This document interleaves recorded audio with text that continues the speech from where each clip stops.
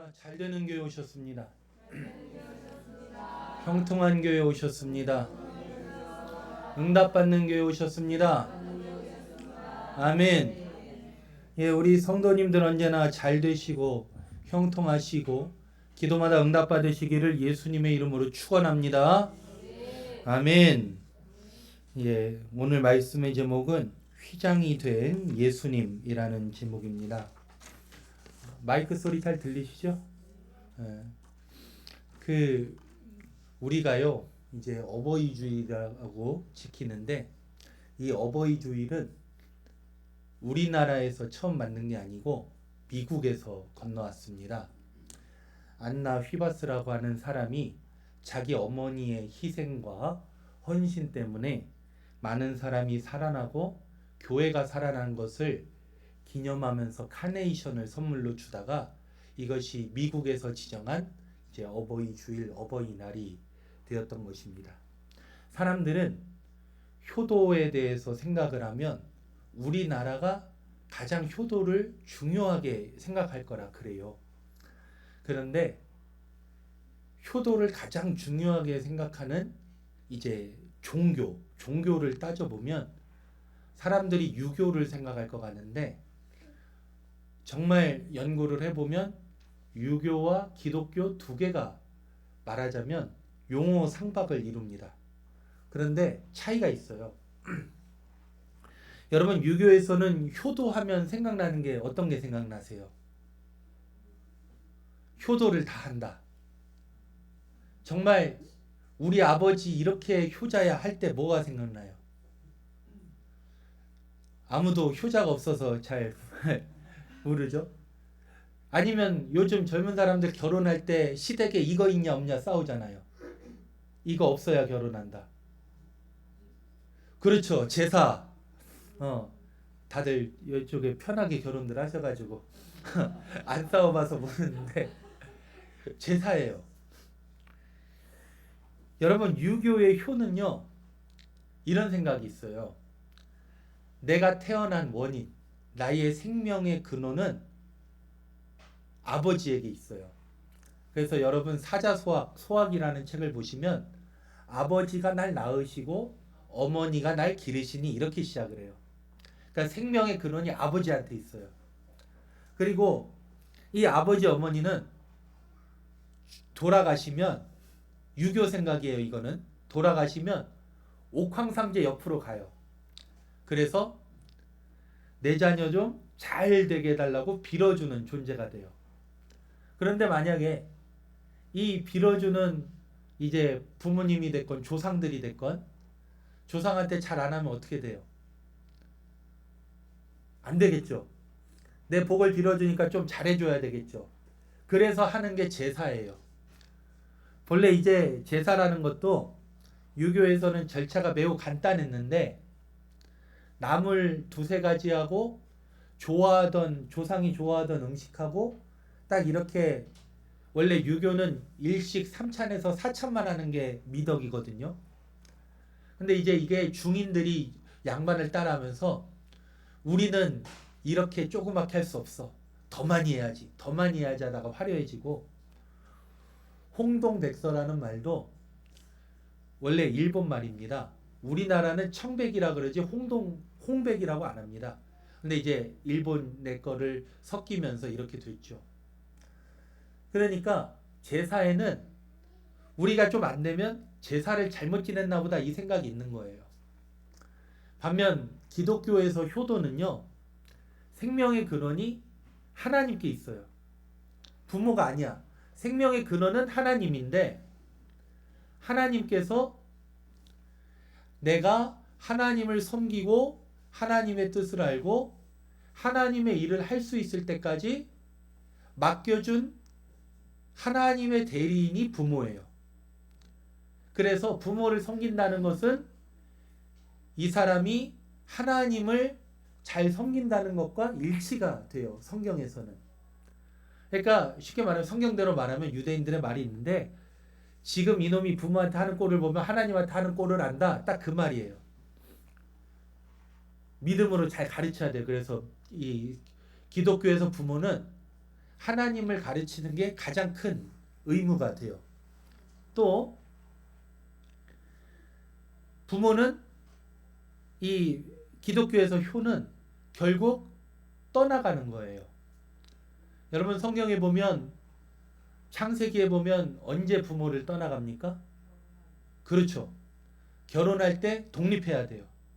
그냥 아예 연락을 끊고 그러라는 말이 아니라 공경하고 효도하는데 이제 거기다 대고 돈 나올 거 바라지 말고 뭐 도와줄 거 바라지 말고 하나님 앞에 네가 기도하며 살라는 얘기예요.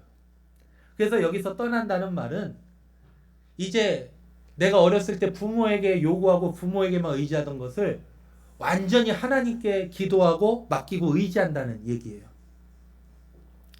그래서 중요한 건 뭐냐? 이 유교의 효도는 어떤 면에서 죽은 자에게도 나에게 복을 주니까 대리인으로서 잘해주는 거지만 기독교의 효도는 살아있을 때 정말 최선을 다하고 돌아가신 이후에는 하나님께서 그 영혼을 돌봐주실 줄 믿고 이제는 내가 하나님 앞에 바로 서는 게 효도예요. 좀 차이점이 다르죠. 유교는 죽은 사람에게도 열심히 하는데 그 사람이 쉽게 말하면 대리자예요. 어머니, 아버지, 할아버지, 할머니 하나님 대신 나한테 좀 아니 나 대신 하나님한테 복 좀 달라고 얘기 좀 해줘요 해서 잘하는 거고 개신교의 효도는 하나님이 이분을 나에게 보내주셨기 때문에 하나님 대신 최선을 다하고 그리고 그분의 사후에는 주님께 맡기고 내가 이제 하나님 앞에 단독자로 완전히 서는 거예요. 근데 이제 그게 가장 우선은 결혼의 때에부터 그게 이루어지는 거예요. 그러니까 여러분들이 결혼하고 나서도 부모님의 의견을 구하고 존중하고 존경하는 것 이런 것들은 반드시 필요하지만 하나님 앞에서 기도하지 못하고 의사결정하지 못해서 아직도 집에 의지하고 있는 것은 효도를 하고 있지 않는 거예요. 이 기독교 입장에서는. 여러분 그런데 이 얘기를 하다 보니까 다른 종교도 부모한테 잘하라 그러잖아요. 다른 종교하고 이 기독교 개신교가 다른 점이 딱 하나 있어요. 뭐냐면 다른 종교는 하나님 앞에 나아갈 때 꼭 누가 껴야 돼. 이해가 되십니까? 예를 들어서 무당한테 가죠. 무당한테 왜 가요? 잘 되려고. 그러면 무당이 뭐예요? 잘 되게 해주려고. 굿하고 점치죠. 그럼 굿은 누구를 좋게 해주려고 하는 거예요? 그렇죠. 굿은 귀신을 좋게 해주려고 하는 거예요. 그러니까 이제 귀신 앞에서 막 이거 하잖아요. 이거 하고. 제가 진짜 신들린 사람이 칼춤 추는 걸 봤어요. 우와 멋있다 이 생각이 드는 거예요. 생각해보면 신한테 보여주려고 얼마나 잘하겠어요. 그러면 이렇게 생각을 해봐요. 아니 어차피 신이 내 소리도 듣지 않을까? 그럼 내가 노래 부르고 내가 한번 얘기해보지 생각을 못하죠 사람들이. 누가 대신 있어야 돼 무당이. 이 무속신앙도 그래요. 그런데 여러분 다른 나라도 가보니까요 다 이 무당이 있어요. 이렇게 대신해주는 사람들이 있어요. 여러분 우리 성경에 예수님 오시기 전에도 제사 드리잖아요. 제사 드릴 때 누가 있어요? 제사장이 있죠. 예, 제가 좀 힘들어서 물어보는 거니까 대답 좀 해주세요. 예? 제사장이 있죠. 제사장 대신 제사를 드리면 안 되죠. 이 대신하는 존재가 꼭 있어요. 그러니까 사람이 하나님한테 얘기를 하고 싶은데 못하는 거야. 그래서 꼭 누가 중간에 있어요. 여러분 예수님 오시고 나서요 이게 깨지는 거예요. 예수님 오시고 나서 중간에 누구를 끼고 말하는 게 없어지는 게 예수님이 휘장이 됐다는 얘기예요. 여러분 생각을 해보세요. 우리 여기 가족들 있는데 제 아들이요 아빠, 학교에서 실내화 사오래요. 얘기를 해야 되겠는데 아빠가 너무 무섭고 아빠가 너무 두려워서 아빠한테 무슨 말을 해야 될 줄 몰라서 자꾸만 다른 사람한테 돈을 주고 대신 말해주세요. 다른 사람한테 수발 들어주면서 대신 말해주세요. 그러면 부모 입장에서 그 속이 좋겠어요? 싫겠어요? 안 좋죠? 안 좋아요. 물론 뭔가 서로 문제가 생겨서 못 나갈 때는 중간에 도와주는 사람이 있어야 되지만 이렇게 돈 받고 뭔가 대접받고 나한테 통하지 않으면 하나님한테 못 가, 이런 존재가 예수님 이후에 없어졌다는 얘기예요. 이게 바로 성령이 우리에게 오셨다는 그 찬양 속에서도 있는 거예요. 근데 이제 기독교도 타락을 하니까 여러분 생각을 해보세요. 예수님 부활하시고 나서 초대교회도 설교하는 사람이 있었고요, 찬양 잘하는 사람이 있었고요, 기도 잘하는 사람이 있었어요. 근데 그때는 다 어쨌든 하나야. 주님 안에서는 다 한 형제 자매예요. 그런데 이제 핍박이 사라지니까 뭐 하면 좋겠어요? 남보다 대우 좀 받고 잘 살면 좋겠죠. 그래서 그때부터 사제를 거치지 않으면 안 되는 게 생기기 시작을 합니다. 신부를 거치지 않으면 안 되는 게 이제 생기기 시작합니다. 예를 들어서 고해성사가 있어요. 고해성사는 하나님한테 직접 회개하기가 뭐하니까 신부한테 얘기를 해요. 물론 직접 카톨릭 교인들도 직접 회개를 합니다만은 신부한테 얘기하는 게 더 잘 들어줘. 문제 해결을 더 잘해줘. 그래서 신부가 들은 다음에 이래요. 자, 아침마다 일어나서 주기도문 10번씩 외우시고 저녁마다 부모님에게 사랑한다고 말하세요. 그러면 그거를 10일 동안 하라 그러면 요 죄에 대한 대가가 사라지는 거예요. 그거를 보속이라 그래요. 보속. 예전에 이 우리나라 1978년도 74년도에 빌리 그레함이라는 유명한 목사님이 오셔가지고 정말 대부흥 집회를 했어요. 예수 믿으라고 여의도, 여러분 기억나시는 분도 있으니까 옛날 여의도가 공원이 아니잖아요. 광장이잖아요. 그 광장을 다 채울 정도로 한 100만 명 정도 모여가지고 집회를 한 적이 있어요. 그때 정말 난리가 났거든요. 근데 문제는 예수 믿고 변화됐다고 하더니 쭈쭈바, 콜라병, 신문지, 김밥, 포일, 광장에 그냥 쓰레기를 안 치우고 간 거예요. 정부에서 대신 치워줬죠. 신문에서 한번 이거를 썼어요. 야, 기독교가 정말 선진 국가의 종교라고 하더니 이게 뭐냐? 근데 그러고 나서 카톨릭이 한번 똑같은 걸 했어요. 교황이 와가지고 말 조심해, 유튜브에 나가니까. 교황께서 오셔가지고 딱 설교를 했는데 그 100만은 아니지만 그 카톨릭 신자들이 싹 모였습니다. 그리고 나서 마지막 날에 그때 당시 김수환 추기경께서 자, 오늘의 보석입니다. 딱 그래요. 마이크를 들고. 그러더니 쓰레기 치우고 가세요. 오늘의 보석입니다. 그래요. 그럼 이제 우리는 감이 안 오지만 그 사람들 입장에서는 야, 오늘의 잘못이 씻어지는 거예요, 이게.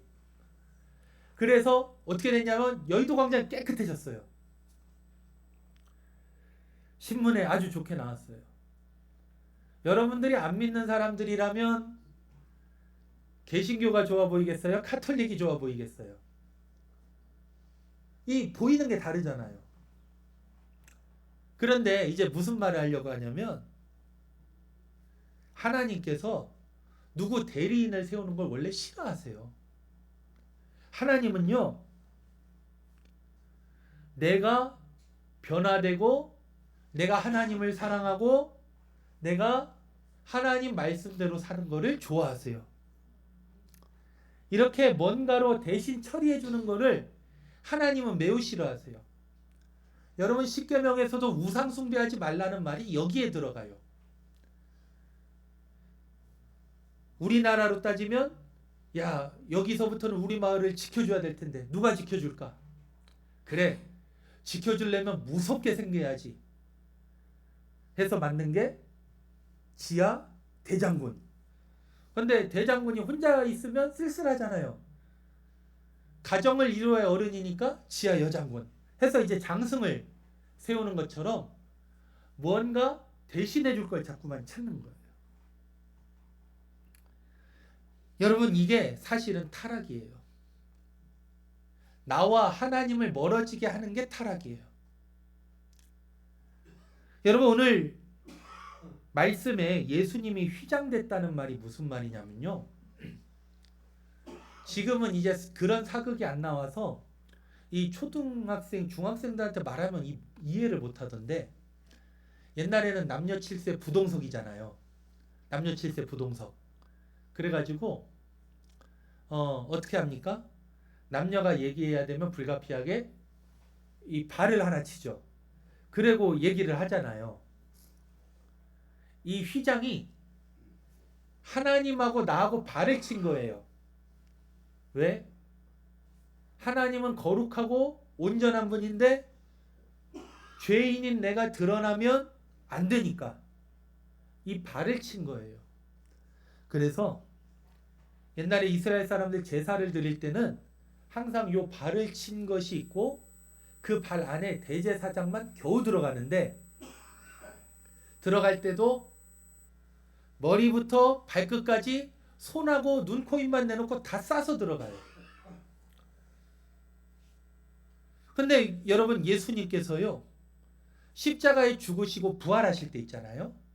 성경에 보니까 성소의 휘장이 찢어졌다고 그래요. 휘장이 찢어졌다. 왜냐? 이게 이제 오늘 말씀하는 게 신앙의 가장 기초적인 얘기를 하려고 그러고 부모가 자녀에게 반드시 얘기해 줘야 될 거를 지금 얘기하려고 그래요. 여러분 예수님께서 나를 위해 죽으셨어요. 죽으실 때는 사람의 모습으로 죽으셨어요. 그 이유가 뭐냐면 아무리 내가 잘났어도 이 육신 자체가 죄짓고 죽음으로 가는 성질을 가지고 있어요. 여러분 인류가 정복하지 못하는 게 질병이라 그러잖아요. 좋은 약을 개발했더니 질병이 또 생긴다 그러잖아요. 몸이 자꾸만 죽어가는 시스템으로 바뀌고 있어서 이거를 연구하고 있잖아요. 자꾸만 죽어가요. 그리고 사람이 나이가 먹고 또 뇌에 영향을 받으면 나쁜 말도 하고 시기 질투도 하고 화도 내고 오해도 하고 그래요. 자꾸만 죄짓게 되는 나약한 존재예요. 이거는 한번 없어져야 돼요. 그래서 예수님이 우리를 죽이는 게 아니라 예수님께서 십자가에서 이 나약한 육신을 하나님 앞에 제물로 드렸어요. 그 죽으신 거예요. 대신 하나님의 심판을 받으셨어요. 그러고 나서 부활을 하실 때 성경에 보니까 성령께서 부활하게 하셨다 그래요. 그리고 온전한 영광의 옷, 영의 옷을 입은 몸으로 부활하게 하셨다 그래요. 여러분 어떤 사람들은 부활이 꼭 지금 내 눈에 보는 모습처럼 생각할 수도 있어요. 그래서 예수님의 제자 도마라는 사람이 있죠. 도마가 예수님한테 뭐라 그래요? 아니 제자들한테 뭐라 그래요? 부활했으면 여기 구멍 있을 거 아니냐? 못 박혔으니까 여기 구멍 있을 거 아니냐? 여기 머리 뚫렸으니까 여기 가시관 자국 있고 그렇게 매맞았는데 자국 있을 거 아니냐? 근데 예수님이 도마 앞에 나타나셨는데 도마가 확인을 합니까? 엎드려집니까? 확인을 못하고 엎드려집니다. 그리고 자기도 모르게 주님입니다 라고 고백을 해요. 성경이 말씀하는 바는 우리가 부활하면 영광의 옷을 입고 그 어떠한 것들도 우리가 하나님의 자녀라는 것을 알게 된다는 얘기를 보여주시려고 하는 거죠. 그러면 여러분, 예수님이 죽으셨어요. 부활하셨잖아요. 이 육신을 성경에서 옷이라 그래요. 영혼의 옷이라 그래요. 영혼이 있고 영혼이 입은 옷이에요. 이 육신은 이제 벗기로 예약이 돼 있어요. 예약돼 있어요. 마치 병원에 언제 진료가 받으러 갈 것처럼 혹은 어디에 가기로 한 것처럼 예약이 되어 있어요. 세상에서도 예약을 파기하면 사기인데 하나님은 이 예약을 반드시 지켜주실 거예요. 그러면 이 옷은 육신의 옷을 벗게 되고 휘장, 우리를 가려주는 예수님이라는 옷으로 우리가 입게 된다는 게 오늘의 말씀이에요. 이해가 되십니까? 이 영혼이 새롭게 입게 될 옷이 있는데 그게 바로 예수예요. 아직은 온전히 입진 않았어요. 육신이 죽진 않았으니까. 하지만 먼저 영혼이 그 옷을 입을 존재로 바뀌어버렸어요. 그게 성경의 약속이에요. 그럼 여러분 생각을 해보세요. 여러분들은 어디 예약을 했어요. 미용실이든 병원이든 예약을 했어요. 그럼 거기에다가 전화해서 예약에 대해서 전화로 물어볼 수 있어요? 없어요? 있죠. 바꿀 수도 있고 궁금한 거 물어볼 수도 있고 할 수 있죠. 하나님은요, 우리의 영혼은 이미 새로운 존재로 바뀌었다고 선언해 주셔서 여러분들의 영혼은 새롭게 된 줄 믿으시길 바랍니다. 그런데 이제는 이 육신까지도 예수의 옷을 입히기로 예약을 하셨는데 내가 돈 주고 예약한 것도 아니고 내가 어디 열심히 해야 회사에서 월급 주는 것처럼 공로로 말할 수 있는 것도 아니고 하나님이 사랑으로 너는 이제 내 아들이야, 내 딸이야. 너는 아직 이 세상에서 육신의 옷을 입고 살아가지만 예수의 옷을 입고 나와 함께 기쁨으로 거룩하게 살게 될 거야. 라고 약속을 해주셨는데 우리가 과연 대리자를 세워야 되겠어요? 아니면 하나님께 직접 기도해야 되겠어요? 성경을 읽으면서 하나님의 말씀을 잘 깨닫고 하나님 뜻대로 살아야 되겠어요? 아니면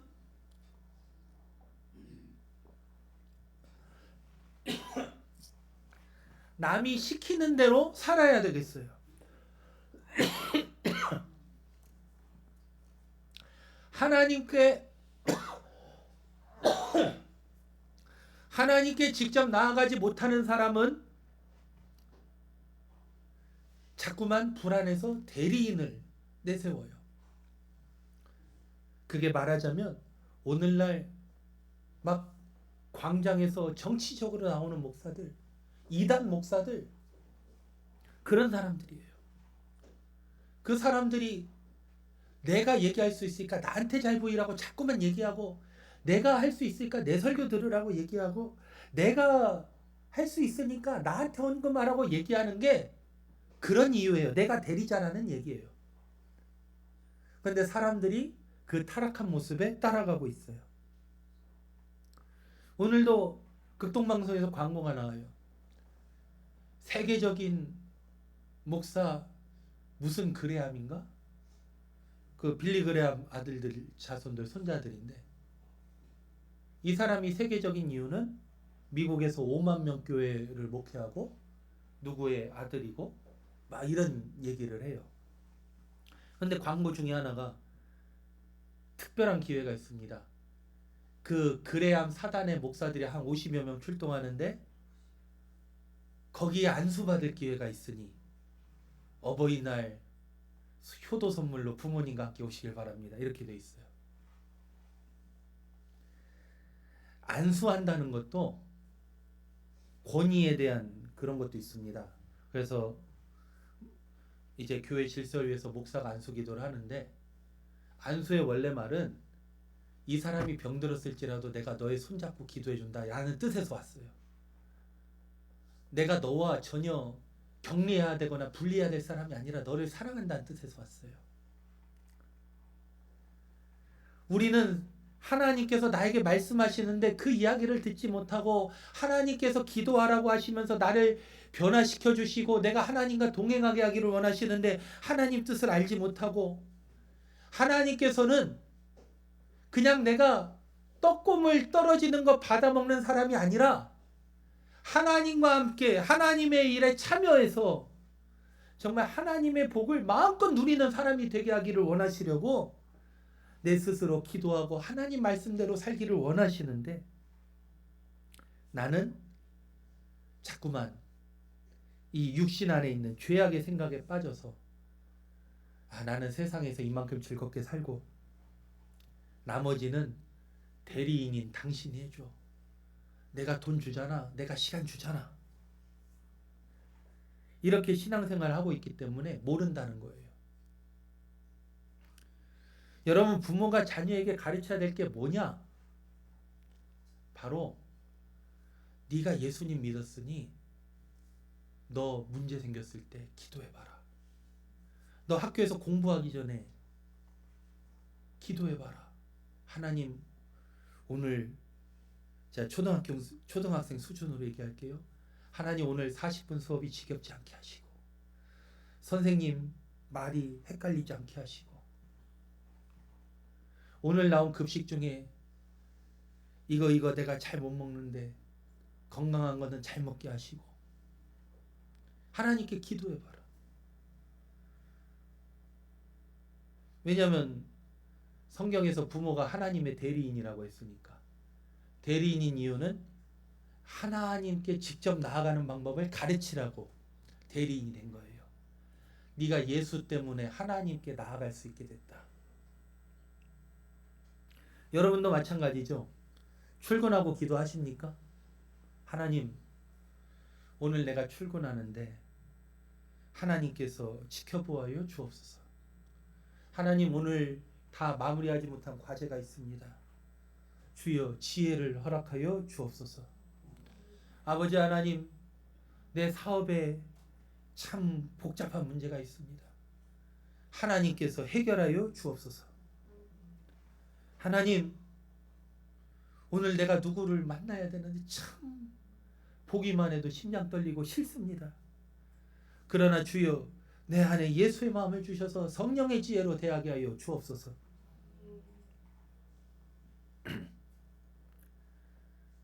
여러분,